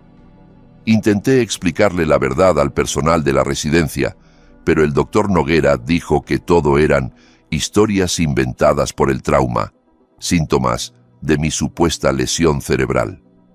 Cada vez que intentaba enviar un mensaje al exterior, cada vez que pedía hablar con mi padre o con mis hijos, me decían que no era posible, que las comunicaciones estaban restringidas por razones médicas. Sus ojos brillaban con lágrimas contenidas. He estado prisionero 3 años, señoría. No en una cárcel con barrotes, sino en una residencia de lujo con enfermeros sonrientes y jardines bien cuidados, mientras mi esposa vaciaba mis cuentas bancarias, se hacía con el control de todos mis bienes y registraba la casa de mi padre buscando la forma de quedarse con todo lo demás. Beatriz Torralba se levantó con el rostro demudado. Esto es el manual clásico de las falsas memorias postraumáticas, protestó, aunque su voz había perdido la confianza anterior. El paciente está describiendo un recuerdo reconstruido, probablemente inducido por el shock emocional de ser traído aquí. Es un síntoma bien documentado de lesiones cerebrales graves, la creación de narrativas alternativas para dar sentido a... Julián la cortó con una calma afilada como un bisturí. Señoría, nos falta una última pieza de evidencia. Hizo una señal a Diego, que manipuló el equipo. Este audio fue grabado en el pasillo de este mismo edificio hace aproximadamente 90 minutos, durante el receso de la mañana. En la pantalla apareció una onda de sonido, y luego los altavoces de la sala cobraron vida. Era la voz de Valeria, perfectamente reconocible, capturada mientras se enfrentaba a mí en lo que ella creía que era una conversación privada en un rincón del vestíbulo. Diego había estado a mi lado durante todo el encuentro, discretamente grabando cada palabra. Deberías haber firmado lo que necesitaba, Eduardo. Deberías haberte quedado tranquilo, confundido y obediente, como un buen suegro anciano. No tenías que meterte donde nadie te llamaba. Bruno nunca fue suficiente, nunca fue tan ambicioso ni tan inteligente como debía ser. Cuando se cayó por las escaleras, vi una oportunidad: proteger la herencia de mis hijos de su incapacidad. Asegurarme de que todo quedara en manos competentes. Me obligaste a tomar medidas que no quería tomar, Eduardo. Me obligaste a hacer esto. Tú tienes la culpa de todo lo que pase ahora. La grabación terminó, y el silencio que siguió fue tan denso que parecía sólido. En nuestro estado, como Julián había verificado minuciosamente, la ley aceptaba las grabaciones realizadas con el consentimiento de al menos una de las partes involucradas en la conversación. Diego estaba presente durante todo el intercambio, grabando con mi pleno conocimiento. La evidencia era completamente legal y plenamente admisible. El rostro de la jueza Molina se había transformado en piedra. «He escuchado suficiente», dijo, y cada palabra cayó sobre la sala como un martillo sobre un anillo de hierro. la tutela de Bruno Andrés Herrera queda anulada con efecto inmediato, en su totalidad. La solicitud presentada por la señora Valeria Cáceres respecto a la competencia mental de don Eduardo Herrera se desestima con prejuicio absoluto. Continuó sin pausa, su voz ganando intensidad. Ordeno el alta inmediata de Bruno Herrera de la residencia Los Cedros. Ordeno la congelación de todas las cuentas bancarias y bienes a nombre de Valeria Cáceres hasta que se complete una investigación exhaustiva. Asimismo, ordeno la apertura de una investigación criminal urgente sobre la señora Valeria Elena Cáceres Montalvo por fraude en la obtención de tutela legal, explotación financiera de una persona vulnerable, secuestro mediante abuso de proceso legal y posible intento de homicidio. Señora Cáceres, queda usted detenida preventivamente hasta que un juez de instrucción determine si procede su procesamiento formal. Alguacil, proceda. El golpe de la maza resonó en la sala como el trueno final de una tormenta que por fin se disipa. Vi cómo dos alguaciles se acercaban a Valeria mientras sus abogados protestaban inútilmente. Vi cómo le colocaban las esposas en las muñecas, cómo la expresión de pánico en su rostro se transformaba en algo más oscuro, más frío. Y entonces dejé de mirarla porque ya no importaba. Me levanté de mi asiento y caminé hacia mi hijo, que se había puesto de pie de la silla de ruedas que nunca había necesitado. Nos abrazamos en medio de esa sala de tribunal, con las cámaras de los periodistas parpadeando a nuestro alrededor, y por primera vez en más de 3 años sentí que podía respirar de verdad. «Estoy en casa, papá», susurró Bruno contra mi hombro. «Por fin estoy en casa». 6 meses después del juicio, la vida había encontrado un nuevo ritmo en el rancho. Bruno y los niños se habían mudado permanentemente a la casa donde él había crecido, ocupando las habitaciones que habían permanecido vacías durante demasiado tiempo. La propiedad, que se había sentido como un mausoleo desde la muerte de Rosa, volvía a llenarse de vida. Risas de niños corriendo por los campos, la voz de Bruno leyendo cuentos antes de dormir, el sonido de conversaciones durante las cenas familiares, el ruido suave, casi tímido, de la sanación en progreso. Las consecuencias legales del juicio llegaron rápidas y sin contemplaciones. Valeria fue procesada por múltiples cargos: fraude en la obtención de tutela legal, explotación financiera de persona vulnerable, secuestro mediante abuso de proceso legal, conspiración para cometer fraude y tentativa de homicidio. El juicio duró 3 semanas y atrajo la atención de medios nacionales. Cuando el jurado emitió su veredicto de culpabilidad en todos los cargos, sentí que Rosa estaba en algún lugar, observando, asintiendo con satisfacción. La sentencia fue de 15 años de prisión federal sin posibilidad de libertad anticipada. Pero las consecuencias no terminaron ahí. La investigación sobre Los Cedros se extendió como fuego en rastrojo seco, revelando una red de corrupción que iba mucho más allá de un solo caso. El doctor Fabio Noguera fue arrestado junto con 3 miembros del personal administrativo por conspiración, fraude médico y explotación de personas vulnerables. Las autoridades identificaron al menos 12 pacientes más en circunstancias similares a las de Bruno. Personas perfectamente capaces, ocultas del mundo por familias que buscaban controlar sus bienes, mantenidas prisioneras mediante diagnósticos falsos y sistemas de tutela manipulados. Todos fueron liberados. Las tutelas fueron revisadas una por un tribunal especial. Familias que habían perdido a sus seres queridos durante años, los recuperaron. La residencia cerró sus puertas para siempre y el edificio permanece vacío mientras continúan las investigaciones. Paula Noriega recibió inmunidad completa a cambio de su testimonio exhaustivo y ahora trabaja en una organización sin fines de lucro que lucha por la reforma del sistema de tutelas a nivel nacional.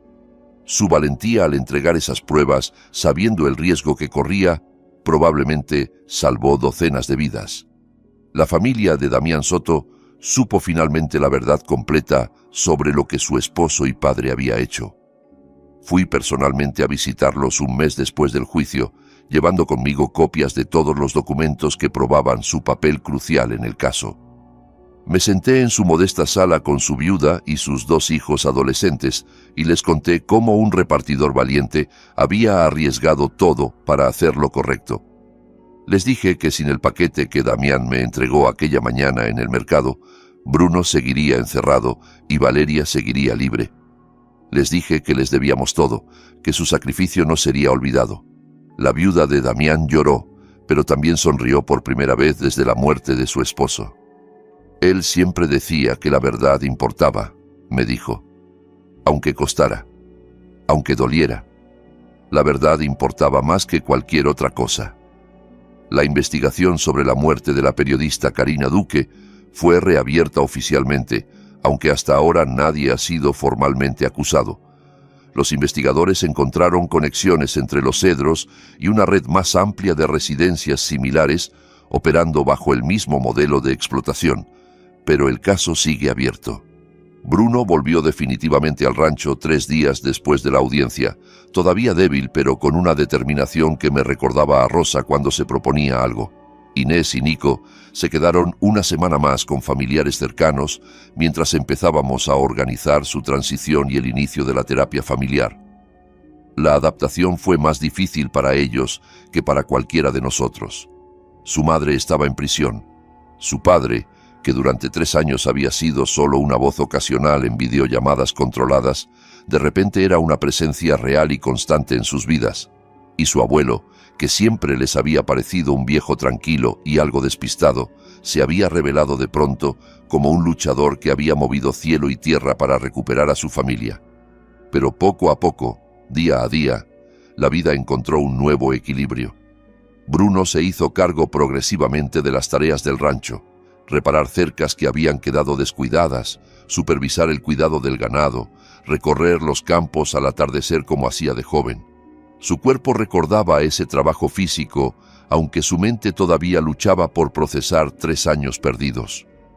Hubo terapia para todos nosotros: sesiones individuales, sesiones familiares, espacios para hablar de lo que no podíamos nombrar durante años, para llorar lo que habíamos perdido, para empezar a imaginar un futuro diferente.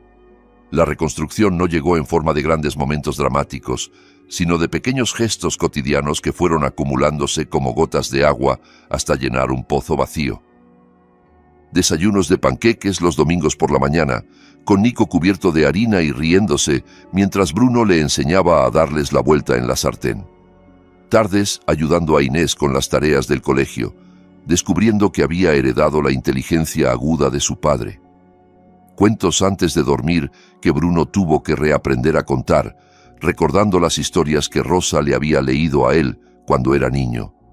Paseos por los campos mientras el sol se ponía, hablando de todo y de nada, reconectando los hilos que Valeria había intentado cortar para siempre.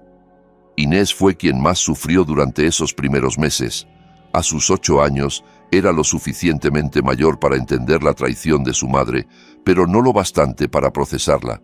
Estaba enfadada, de luto por la infancia que había imaginado y que nunca sería, confundida sobre qué sentir hacia una madre que la había querido, pero que también había destruido a su familia. Hubo noches en que la escuché llorar en su habitación y me sentaba junto a su puerta sin decir nada, simplemente estando ahí. Otras noches venía ella misma a mi cuarto, se acurrucaba junto a mí en el sillón donde Rosa solía leer y me pedía que le contara historias sobre su abuela, sobre cómo era Bruno de pequeño, sobre los días buenos antes de que todo se rompiera. Nico demostró ser más resiliente, quizá porque era más pequeño y sus recuerdos eran más borrosos. Para él, tener a su padre en casa era simplemente maravilloso, sin las complicaciones que atormentaban a su hermana mayor. Corría por los campos con su camión de juguete rojo, el mismo que había pertenecido a Bruno décadas atrás, y cada tarde arrastraba a su padre a jugar con él hasta que oscurecía. Las cenas en familia, con las manos pasando platos de un lado a otro de la mesa, con el repaso de cómo había ido el día de cada uno, fueron cosiendo poco a poco lo que Valeria había intentado desgarrar. No éramos la familia que habíamos sido antes, nunca podríamos serlo. Pero estábamos construyendo algo nuevo sobre las cenizas de lo viejo, algo que, quizá, con el tiempo, sería incluso más fuerte. Una tarde de otoño, medio año exacto después del juicio, estaba sentado en el porche viendo el atardecer extenderse sobre los campos en tonos de oro y púrpura. El aire tenía ese frescor particular que siempre me recordaba a Rosa, a los paseos que dábamos juntos cuando terminaba la cosecha. Bruno salió de la casa y se sentó en la mecedora junto a la mía, con Nico dormido en su regazo después de un largo día de juegos. Inés apareció poco después y se apoyó contra mi silla, su cuaderno de dibujo bajo el brazo. Las luciérnagas comenzaron su danza silenciosa entre la hierba alta mientras el cielo se oscurecía. «Nunca te he dado las gracias de verdad, papá», dijo Bruno en voz baja, sin apartar los ojos del horizonte. «Por no rendirte cuando todo parecía perdido. Por creer en mí cuando ni siquiera podías hablar conmigo.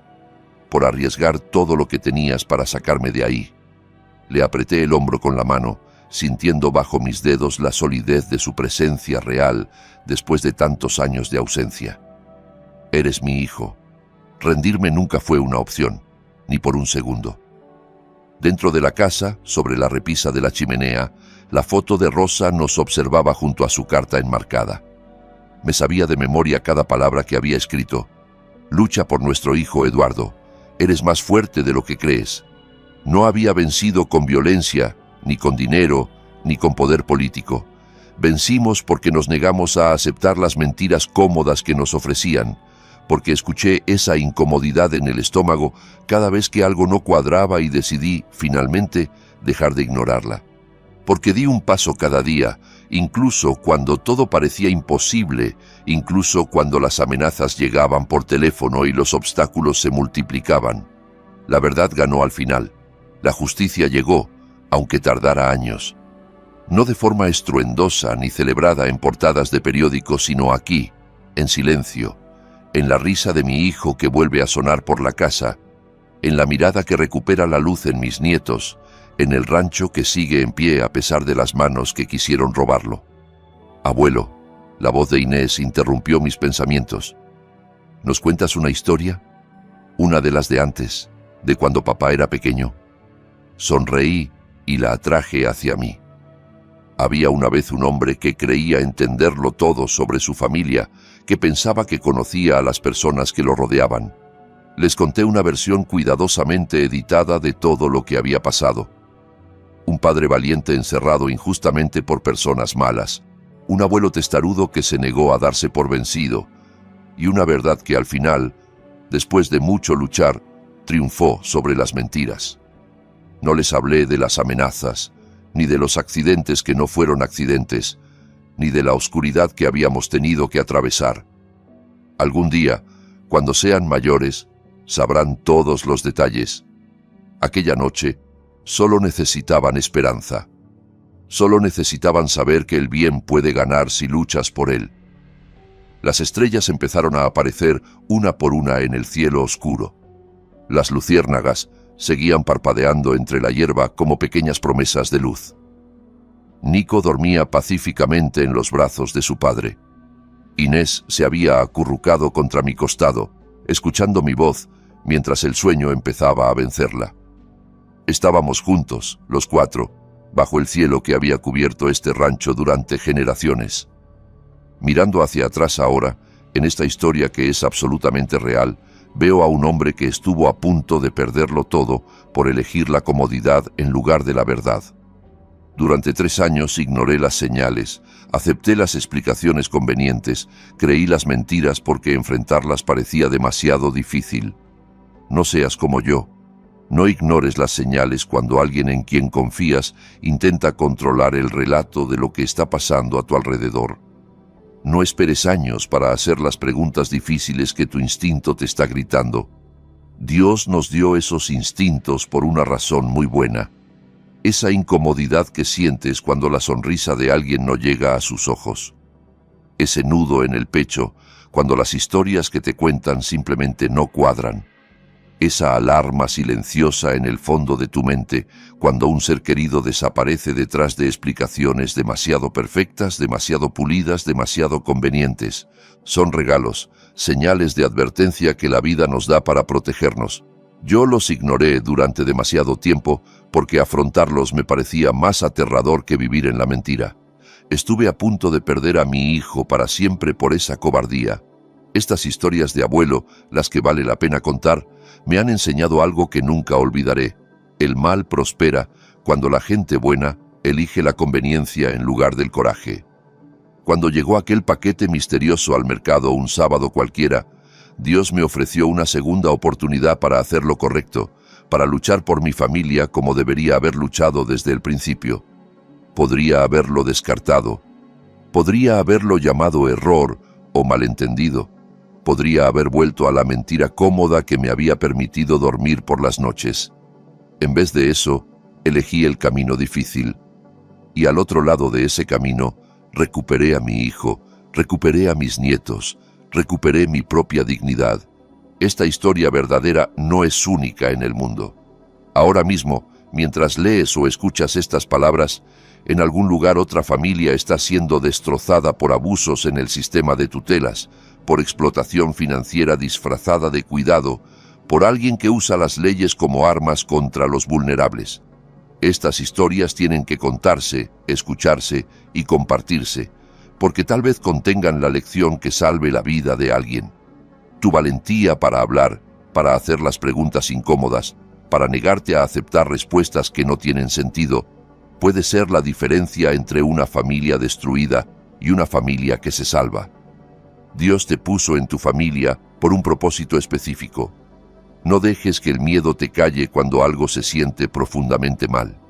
Ese es el corazón de todas las historias de abuelo que merece la pena contar. Luchamos por quienes amamos, pase lo que pase, cueste lo que cueste. Si esta historia real te movió por dentro, si despertó algo en tu corazón, te invito a que dejes abajo un comentario contando qué te hizo sentir y qué te llevaste de ella. Suscríbete al canal y activa la campanita para no perderte ninguna de las próximas historias poderosas que tenemos preparadas. Y sobre todo, comparte este vídeo con alguien que necesite escucharlo hoy, alguien que quizá esté pasando por algo similar, alguien que necesite saber que no estás solo. Tu voz importa más de lo que crees. Tu historia importa más de lo que imaginas. Juntos, seguimos peleando por la verdad. Eso era la victoria. Eso era todo.